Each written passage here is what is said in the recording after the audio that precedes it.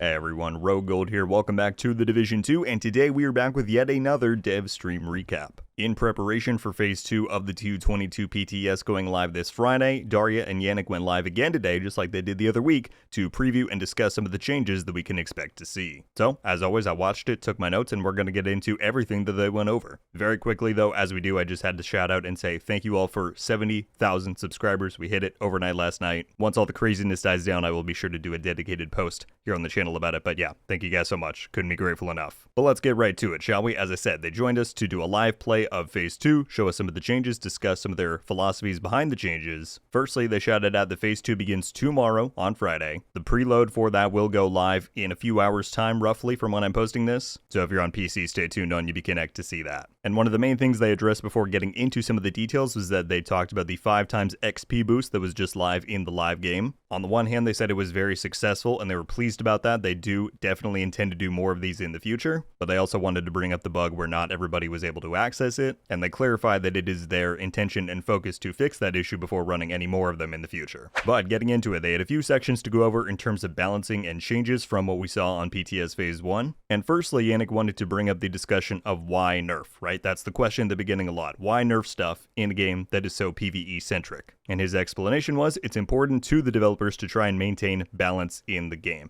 They don't believe that any of the changes they've made in this update nerf anything into the ground. He said if you disagree, then certainly leave that feedback, but from their point of view, they have not. And he gave a counterpoint to the common idea that people give to boost everything up instead of bringing certain items down. And he says that just wouldn't work, because that would accelerate the power creep that happens in this game and with all other live service looter shooters, right?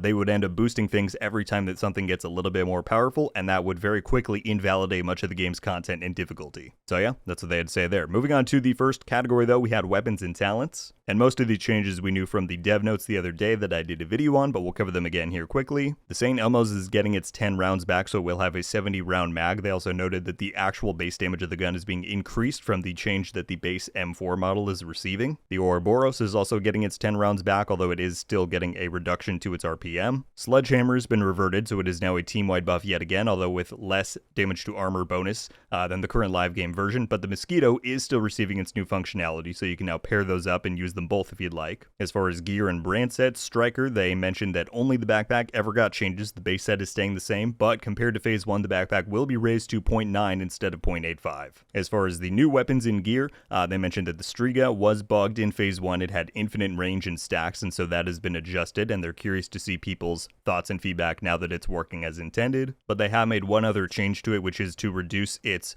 spread range for the buff from 20 meters down to 10 meters. So I'll certainly be curious to try that one out and see how it feels. The new Virtuoso gear set, again, this was on the list of changes, but they have done some modifications there. They brought the long range value down to 25 meters instead of 30, and the timer for the buff is increased to 15 seconds instead of 10. And then they dropped the one pretty big surprise here that I'm shocked wasn't on the dev notes to begin with.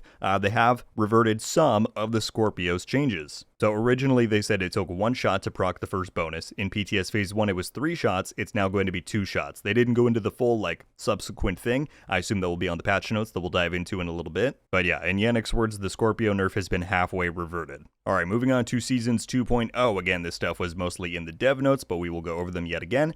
Priority objectives can now be abandoned. Very glad to see this come in, as there were some issues there. It is currently on a 60-minute cooldown that you can abandon one of these objectives. And they also noted that certain progression blocking or time-limited objectives that you might get have been removed from the rotation. They shouted this out as well, which I'm glad to hear. Modifiers will have an increased chance for you to get them in PTS Phase 2, specifically so that people can get them easier and begin testing them. That was definitely a pain point in Phase 1, so I'm glad that they made a change there. But they said don't expect that same drop rate to persist once this goes live in the game. This is just for testing purposes. They made some UI changes in the menu, which is great because people were complaining that the all gear button had gone away because that was now where you access the seasonal modifiers. They showed it in the stream, and I'll show it up on screen here. Now seasonal modifiers are up by your specialization, and so because of that, the all gear button is returned on the right side. They also flipped the grenade and shade watch, the positions of those two, and so they said that now at the top you have your 3 build, enhancing, and build augmenting things with the spec, the modifiers, and the watch, and then everything else is down below that. The only other things for Seasons 2.0 specifically they discussed was the Stellite Coating Hostile modifier. That was the one that everybody was giving feedback on Phase 1. Its power has been nerfed. In Phase 1, it did 90% reduced damage to enemies if you weren't engaging them at the correct range. That's now 60%. And they noted there's also been changes made to which enemies it applies to. Some of them are now not eligible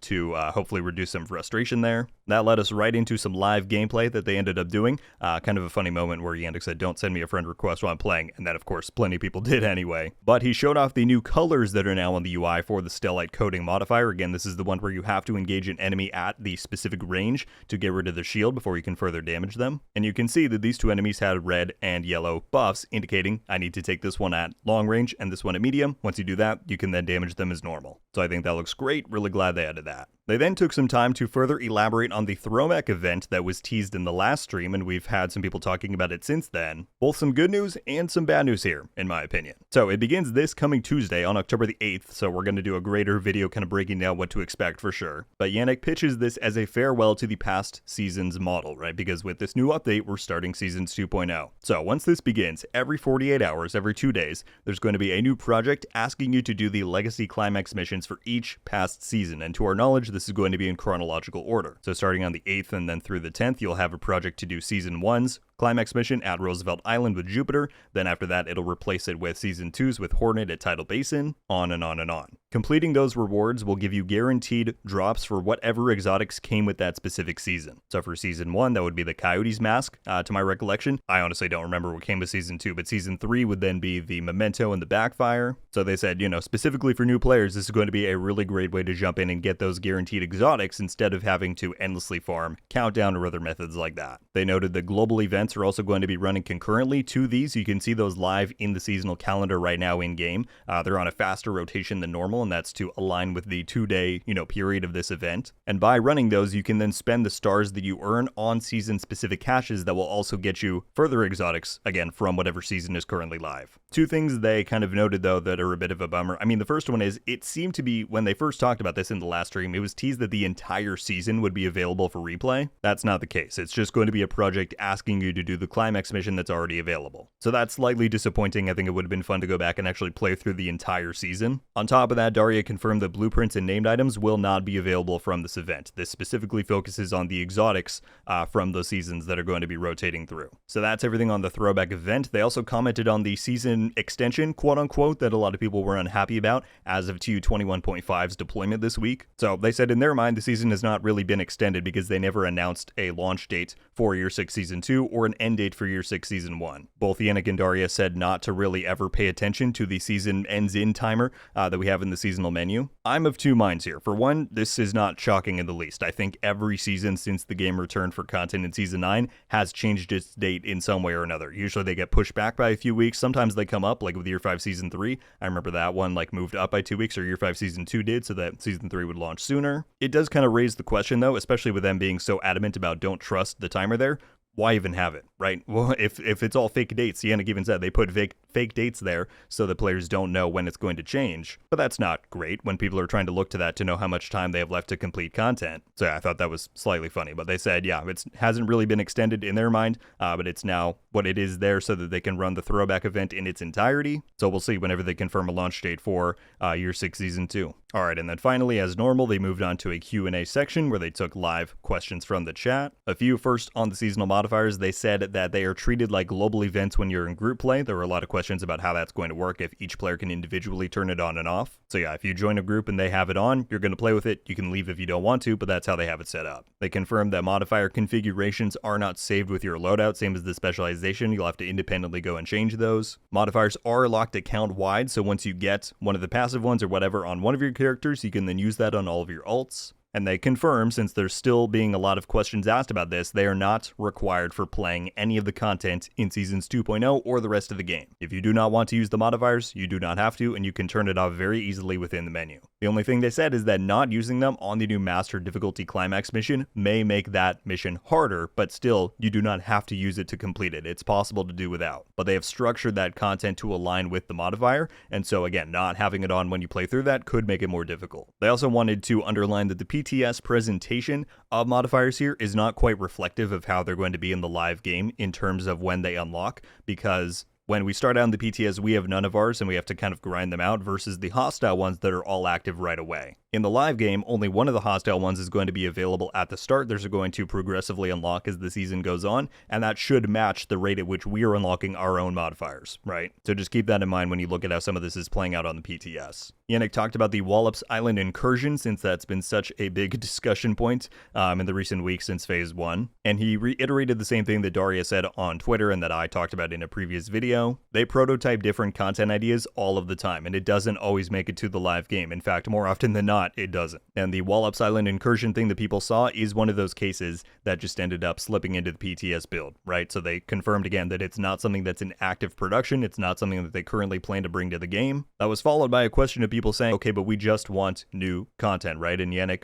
said it takes a lot of work to revamp the seasons, which is what they're obviously currently focused on with this update. But he said, if you're just here for content, then stay tuned for info on the Brooklyn DLC, which we know is coming the following season in Year 6, Season 3. Someone asked about hardcore changes. The dev said they would like to do more changes to that mode, but nothing planned yet. As always, there was a question about stash and inventory space. Yannick said, we know. They know that they're adding new items every season. That's what he said. The 5th character slot that was going to come for seasonal characters is the kind of new space that they have that they're toying with how to best utilize that to best, address the issue. So again, nothing coming in this update specifically, but they are looking into it as always. This was quite a big reveal. He said in terms of the hook that's on the wall in the Haven settlement for the hunter masks, Yannick confirmed there is no hidden undiscovered hunter mask in the game. He said that hook is there for, quote, stupid game dev reasons, right? It's not tied to any secret, he said. So that should put the search to rest for those of you who are still out there looking. There were questions about new conflict maps. Yannick said there are not any planned right now, but that would be cool, and I agree. I hope we see that in the future. Someone asked about an open all cache button. They said they have discussed it. There's some risks to consider with how they would treat either loot going on the ground, or does it stop when your inventory fills up? How would they handle that? But they did say that this kind of a feature is on their list for quality of life editions. Someone asked about True Patriot. Is it going to get a buff or rework or any love in any way, given so many other sets are getting changed? Yannick read this and had no reaction. So I don't know if that means that it's something they are already considering for the future or what that might mean. But yeah, True Patriot mentioned. They confirmed that we won't have a dedicated Halloween event this year, but there will be new themed cosmetics making their way into the game presumably later in October, so stay tuned for that. They confirmed this is a pretty big deal that the Brooklyn DLC is in Brooklyn, New York. I'm kidding, of course. They made a joke about that because somebody was saying apparently there's a Brooklyn somewhere else in the USA. They confirmed, no, this is the Brooklyn in New York. But an actual fun news bite about it is that they confirmed that the soundtrack for the DLC is going to be done by our beloved Ola Strand, who does the music for the entirety of the Division games thus far. So I suppose that's not a huge shock, but it's definitely good to hear. And then one of the last and very important questions that they were asked was, why are new raids and incursions not a priority? And Yannick kind of turned this to talking about game content at large. And he said, from a developer perspective, they have to consider and prioritize things that we, don't like to hear about. Stuff like resources and budgets for the game.